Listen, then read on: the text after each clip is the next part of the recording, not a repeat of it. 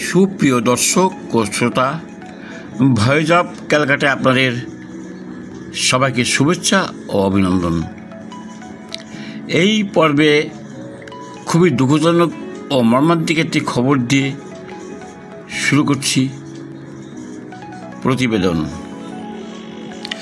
অন্ধ্রপ্রদেশের রাতটা ছিল যেন মৃত্যুর কালছায়ায় থাকা।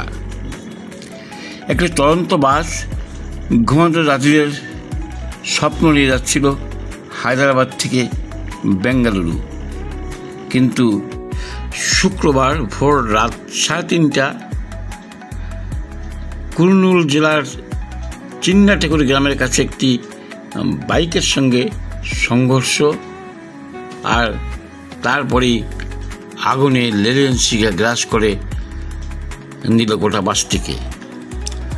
40 জন যাত্রীর মধ্যে অন্তত 25 জন আর বাড়ি ফিরলেন না। কারো শরীর চিনে নেওয়া যায়নি, কারো শেষ আর্তনাদও আগুনের গর্জনে হারিয়ে গেল।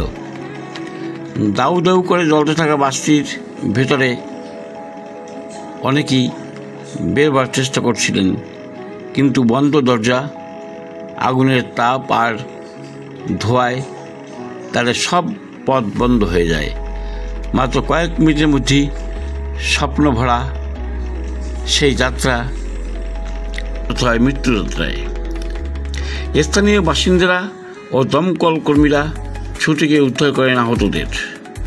তাদের মধ্যে বহুজনের অবস্থা আশঙ্কাজনক। তাদেরকে নিকটবর্তী বিভিন্ন হাসপাতালে পাঠানো হয়। দুর্ঘটনার খবর ছড়িয়ে পড়তেই শোক স্তব্ধ দেশ।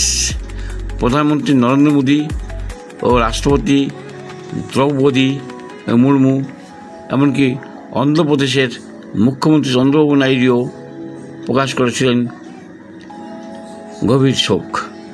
প্রধানমন্ত্রী জাতীয় তহবিল থেকে নিহতদের পরিবারকে 2 লক্ষ টাকা ও আহতদের 50,000 টাকা করে সাহায্য ঘোষণা করেছেন। কিন্তু প্রশ্ন রয়ে যায়, কেন এখনও রাতের অন্ধকারে এমন মৃত্যুযাত্রা ঘটে চলে?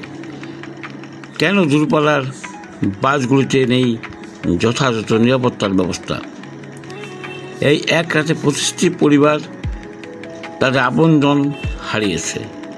তাদের কান্না আজ অন্ধ্রপ্রদেশের সীমা পেরিয়ে ছড়িয়ে পড়েছে গোটা দেশের বুক জুড়ে। স্থানীয় গণমানুষের জিজ্ঞাস্য, আর কত মানুষকে নীরব নিঃশব্দ রাতের আধারে এমনিভাবে অঘরে আগুনে পুড়ে ও দুর্ঘটনাজনিত কারণে অকালে পৃথিবী ছেড়ে চলে যেতে হবে পরপারে। ভয়েস অফ ক্যালকাটা আজ শ্রদ্ধা জানাচ্ছে সেই সব নিরীহ প্রাণকে, যাদের ঘুম আর কখনো ভাঙবে না। দর্শক, আমাদের প্রতিবেদন ভালো লাগলে লাইক, শেয়ার, কমেন্ট ও সাবস্ক্রাইব করে আমাদের উৎসাহিত করুন। Voice of Calcutta.